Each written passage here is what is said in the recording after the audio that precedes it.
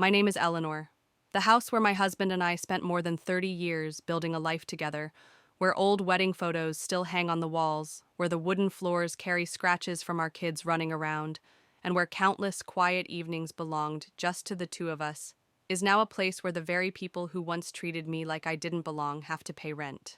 Yes, my own son Samuel, his sharp but distant wife Chloe, and the grandchildren who used to find me annoying and wanted me gone now, have to send me a transfer every single month. None of them knows that from the moment my husband passed away, I became the sole and legal heir to everything he left behind: the house, the family business, and the money they always thought was Dad's. I am not angry. This isn't about revenge. I simply stayed quiet, waiting for their greed, selfishness, and lack of respect to reveal themselves. And when it did, little by little, I started moving the pieces on the board my way. This is how it all began. My husband Richard passed away after a long battle with pancreatic cancer. It came fast, fierce, and gave us no time to prepare for the end. One day, he was sitting in his favorite armchair reading the paper, and the next he was hooked up to oxygen in a hospice room. And then he slipped away quietly with my hand still holding his. I thought losing the man I had loved for 40 years would be the cruelest pain I'd ever have to endure. I was wrong, because that very funeral, the day I said goodbye to my partner, was also the day my own family carved out a wound even deeper than death. The service was held at a small church in the neighborhood where we had once lived, a peaceful old building with stained glass windows and wooden pews worn smooth by time. Richard had always said he wanted something simple. No fanfare, no grand gestures. I honored that. But Chloe didn't. From the very beginning, I was pushed to the side. Chloe, my daughter-in-law, showed up in a sleek black dress, clipboard in hand, giving orders like a director on set. The flowers go here. The photo needs to be moved to the left. Not too many candles, too cheesy. I stood in the hallway clutching my worn leather purse in one hand and a tissue in the other, watching it all like an uninvited guest. My son Samuel didn't seem to notice. He walked past me, straight to her, wrapped his arms around her, asking if she was tired, if she'd had any water. And me. No one asked if I'd eaten, if I needed to sit down. I had lost my husband. And at that moment, I felt like I had also lost my place as a wife, a mother, even a person. More people came than I had expected. Old colleagues of Richard's, former neighbors, people I had once hosted Christmas dinners with. But they came, shook Samuel's hand, offered condolences to Chloe, and went straight to the front rows where they sat. I stayed at the back near the last pew invisible. I wasn't angry. I was just hurt. I had dressed myself that morning with care, a long black dress that brushed my ankles' low charcoal heels, and the pearl necklace Richard gave me on our 25th anniversary. It was my way of keeping him close. But no one noticed. All they saw was Chloe Young, confident, speaking flawless English like a news anchor, and thought Samuel married well. No one remembered that I worked 2 jobs so Samuel could get through college. No one remembered that it was me who cared for Richard through his final 6 months, changing bandages, cleaning him, sitting by his bed every single night. After the service, as the crowd began to leave, a man approached me. At first I didn't recognize him. Then I remembered he was Richard's attorney, a man who rarely appeared in person, usually just a voice over the phone or a signature on a letter. He handed me a white envelope with a solemn expression. "Richard wanted me to give you this today," he said quietly, his eyes serious. "Please keep it safe." I took it, but didn't open it. At that moment, I couldn't do anything except hold on to it, as if it was the last thread connecting me to Richard. That night, I sat alone in our bedroom, a room now silent, without his breath, without his warmth, and finally opened the envelope. Inside was a handwritten letter from Richard and a notarized copy of his will. I read each line as tears streamed down my face. Eleanor, if you're reading this, it means I'm gone. I'm so sorry to leave you alone, but I need you to know this: everything I own, everything we built together, it all belongs to you. The house, the accounts, the company shares, they are all in your name. I've left nothing to Samuel or anyone else. Not because I don't love our son, but because I trust you to know what's right. and because I've seen with my own eyes how much you've sacrificed. I put the letter down, my hands trembling. $8 million. A number so big it almost didn't feel real. But what overwhelmed me wasn't the money, it was the unwavering trust behind every single word. Richard hadn't left me empty-handed. He left me dignity, security, and a power that even my own children would never see coming. I locked it all away in the safe. No one could know. Not yet. Because I needed time to watch, to see how they would treat me when they believed I had nothing left. And I didn't have to wait long. After the funeral, the house that once felt like my safe haven suddenly became the loneliest place in the world. No Richard, no hand resting on my shoulder when life felt unsteady. Only the sound of footsteps rushing up and down the hall doors, slamming, laughter and chatter filling the rooms. And yet not a single voice asking how I was doing. The very next day, Samuel and Chloe showed up with their 2 kids. "We'll stay here for a few weeks to help you sort things out," they said. I nodded, believing them. But those few weeks quietly turned into something else. We'll be living here now. No one asked me. Their version of helping started with boxing up my things. The photo frames, my collection of teacups, the sweaters Richard used to wear, piling them in the garage. Some went to donation, some straight to the trash. I froze when I saw Chloe dragging out the old wooden chest from the living room. Inside was my wedding album. "These things are outdated, Mom," she said lightly. "The house needs a fresh start." I didn't argue. I just quietly picked up a photo Richard holding me in the garden back in 1989. They don't understand this house isn't just walls. It's memory. It's part of my soul. I moved into the small guest room downstairs, giving the master bedroom to the young family. At night, I would hear their laughter from upstairs while I sat alone in my old armchair, the same one where Richard used to read the paper. To them, I had become a shadow in my own home. One afternoon, I walked into the kitchen and found Chloe on the phone with a remodeling service. She turned to me, smiling politely. "You'll like it once it's all redone. Honestly, this house just isn't practical for someone your age anymore." Her words landed like a quiet knife. I didn't respond, just smiled thin and cold like a fall morning breeze. Not long after, I overheard a conversation between Samuel and Chloe. "Did you call the lawyer?" "Yeah. They said the house hasn't been transferred yet. If we act fast, we can put it in our name before Mom decides anything." Honestly, I think she'd be better off with Aunt Linda out of state. She's got friends there. I said nothing, just kept wiping the counters, scrubbing dishes, like a maid. I saw everything, every glance, every casual remark dripping with calculation. And every time their greed showed, I smiled quietly. Not because I accepted my fate, but because I was taking notes. Samuel is no longer the little boy who once handed me flowers on Mother's Day. And Chloe, she was never the daughter-in-law I would have chosen, but I tried. For his sake, I tried. Now it all feels wasted. Family in this house has rotted from the inside. One late afternoon, while watering flowers on the back porch, my phone rang. It was Richard's attorney, Mr. Martin. His voice was warm, but firm. "Mrs. Eleanor, let me remind you, you are the sole legal heir. No one can sell, transfer, or claim any part of the estate without your signature." I thanked him calmly. After hanging up, I set the phone on the table, poured myself a cup of tea, and stared out at the sunset spilling across the porch. I knew in that moment that I was ready. There was no need to rush. People who believe they control everything never see it coming that the woman they think of as an obstacle is the one holding the final card. And I won't have to raise my voice. Not yet. Because when the time comes, one truth will be enough to bring this entire house of cards down. Since that day, I stopped crying at night. I stopped asking, why are they treating me this way? I already knew the answer.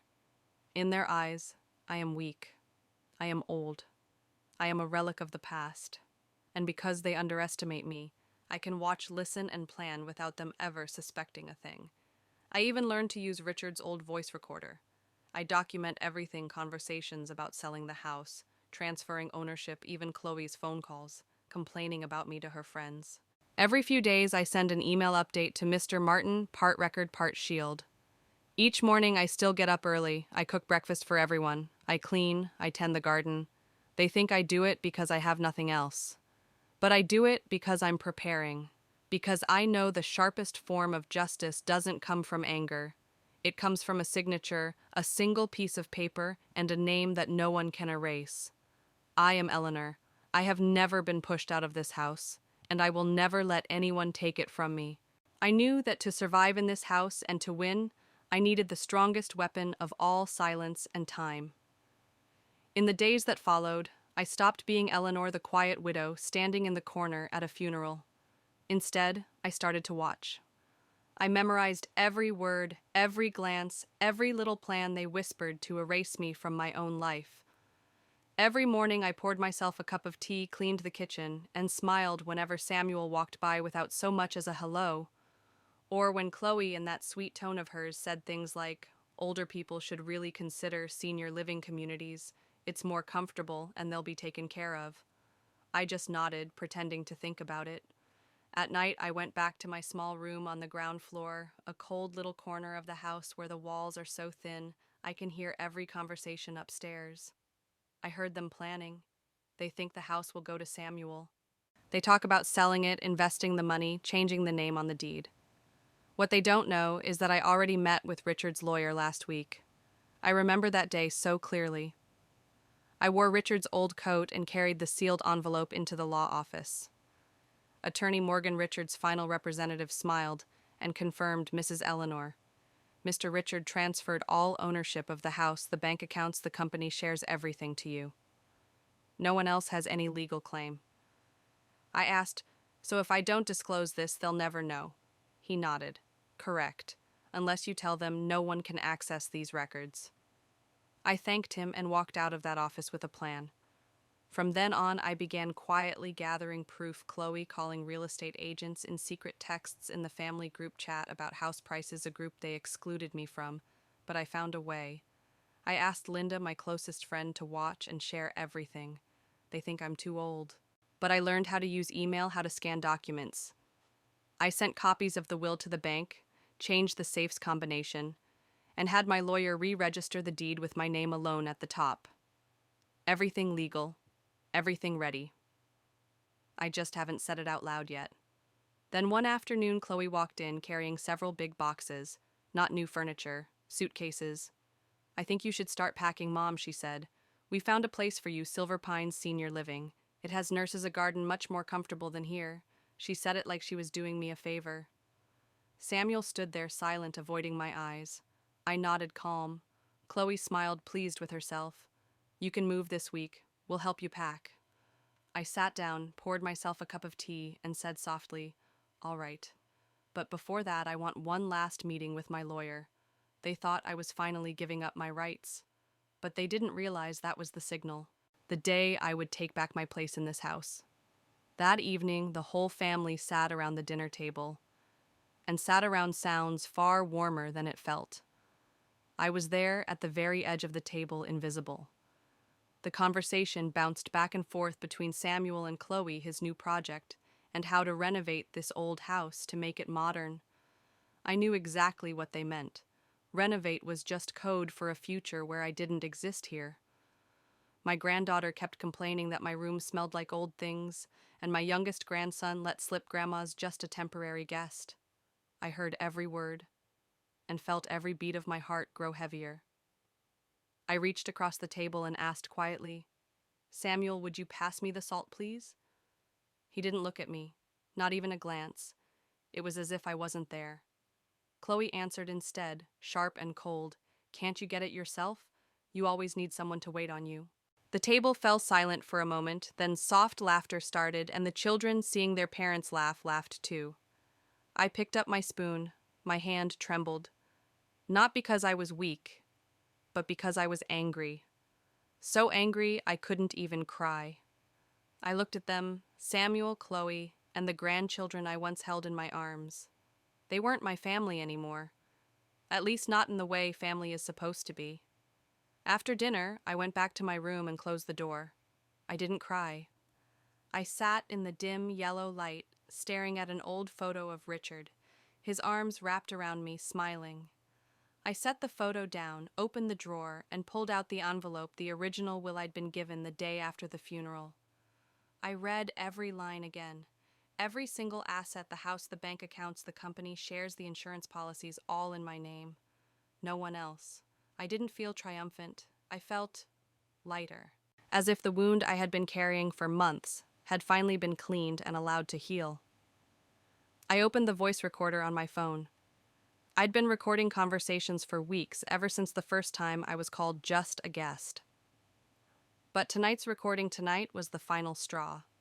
I sent an email to my attorney, requesting a family meeting.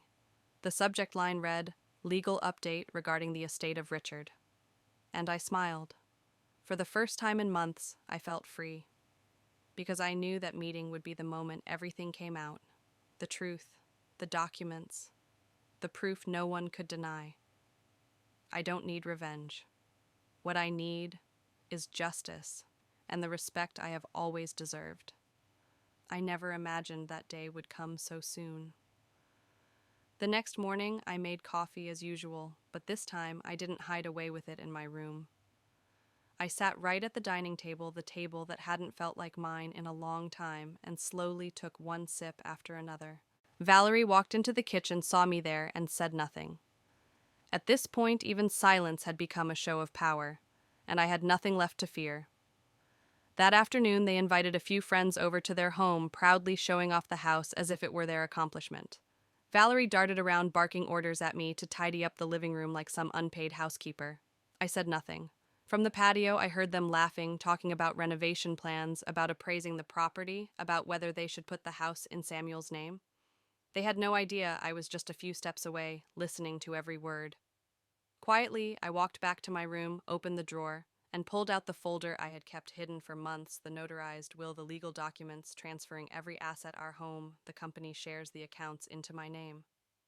I held it like a sword, not to strike, but to stand my ground. The next day, the rain came. I've always loved the rain. It slows the world down, makes it easier to breathe. Valerie sulked because the weather ruined her barbecue plans. Samuel was irritated, stuck cleaning out the garage.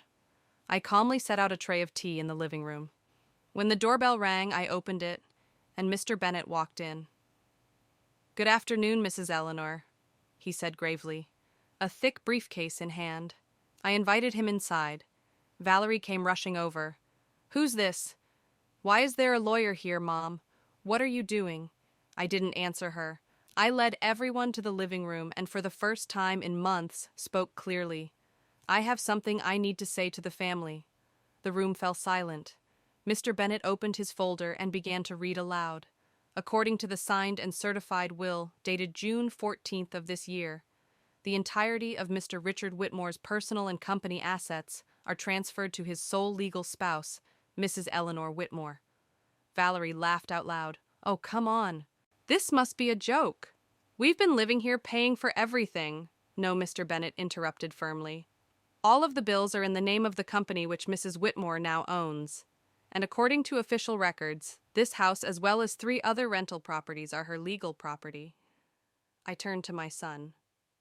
"Samuel," I said softly, "I didn't want to do this in front of your wife and children, but I have been treated like a stranger in my own home for far too long." Valerie slammed her hand on the table. "This is ridiculous." "What are you talking about?" I stayed calm. "This is my house. If you want to stay here, you'll need to sign a rental agreement. Mr. Bennett has them ready." Both Samuel and Valerie were stunned into silence. "I'm his son," Samuel finally shouted. "And you'll always be my son," I replied, my voice catching. "But being my son does not give you the right to take what doesn't belong to you. I have endured. I have been ignored. But I will not stay silent any longer." Mr. Bennett placed 2 lease agreements on the table. "If you refuse," he said evenly, "Mrs. Whitmore has every legal right to reclaim the property through court." Valerie snatched one of the papers, her eyes red with anger as she tried to keep her composure. Samuel looked at me, and in that brief moment, I saw something flicker in his eyes. Regret. That evening, I sat alone in the study, the same room where Richard used to spend hours going over financial records. On the desk lay the signed lease. I felt no joy, no sense of victory, only relief, as if I had finally walked out of a room with no air where I had been struggling to breathe. I never wanted to make my own son a tenant. What I wanted was a family that cared, that listened. But if love cannot protect me, then at the very least, the law will. Tomorrow, I'll have every lock changed, collect every key Valerie once held. I'll hire someone to restore the downstairs to what it once was. No more barriers, no more places where I am not allowed to go. This is my house, and I intend to live in it with the respect I deserve. I am not a harsh woman. I used to be a wife, a mother who gave everything for her family. But when kindness is taken for granted and patience mistaken for weakness, silence only makes them believe you have no strength. No, I am not weak. I am Eleanor Whitmore, and from this moment on I will live up to that name, an independent woman with worth ready to claim what has always been mine. That morning the sky was clear and the sunlight was soft. I stepped out of the house I had called home for more than 30 years, a house that no longer felt like home at all. In my hand was a single suitcase holding only what I needed. Everything else had already been taken care of by the property manager I hired the week before. I wore a cream-colored coat, new brown leather shoes, and my hair pulled neatly into a bun. In front of the gate, a black car was waiting. The driver stepped out and opened the door for me. Samuel, Chloe, and my 3 grandchildren stood in the yard, their faces a mix of shock and confusion. Tears streaked Chloe's face as she said, "We're sorry, Mom. We just thought," I raised my hand gently to stop her. "It's all right. I don't blame anyone. We all make choices. And now I've made mine." Samuel stepped closer, eyes red. "Mom, you're really leaving." I looked at my son, the boy I used to hold in my arms at night, comforting him through fevers and nightmares. But the man standing before me was no longer that boy. And my heart no longer hurt. It was calm. "You've grown up, Samuel," I said with a small smile, "and I'm old enough now to live the rest of my life the way I choose." Before getting into the car, I turned to look at the house one last time. From today on, it would no longer be the place where I was dismissed, ignored, and overshadowed by the indifference of my own family. It would simply be an investment, a property, a source of income. And I would be the landlord. The iron gate closed behind me. I sat back in the car watching as the road ahead stretched wide and open. The driver asked me where I wanted to go. I told him the name of a quiet coastal town where I had already reserved a small apartment with a balcony facing the ocean. A place where no one knows who I am. Where no one talks about money or inheritance. A place where it's just me and a new life. On the way, my phone rang. It was my lawyer, the one who had helped me stay silent for all these months, preparing everything carefully, step by step. "Mrs. Whitmore," she said, "the house has officially been converted into a rental property. The first month's rent has already been deposited into your account." I smiled. Not because of the money, but because of what it represented, taking back control. As the car drove over the hill, I tilted my face toward the sky. The sun was high, lighting the path ahead. I touched the pearl necklace around my neck, the one Richard gave me on our wedding day. "Do you see, Richard?" I whispered. I kept my promise. I didn't shout. I didn't break things. I didn't humiliate anyone. I just stayed quiet. And when the moment came, I stood up. A soft breeze brushed across my face, like the gentle touch of the man I once loved. I closed my eyes, took a deep breath, and smiled. Life isn't always fair, but I am no longer a victim. I am the one who chooses.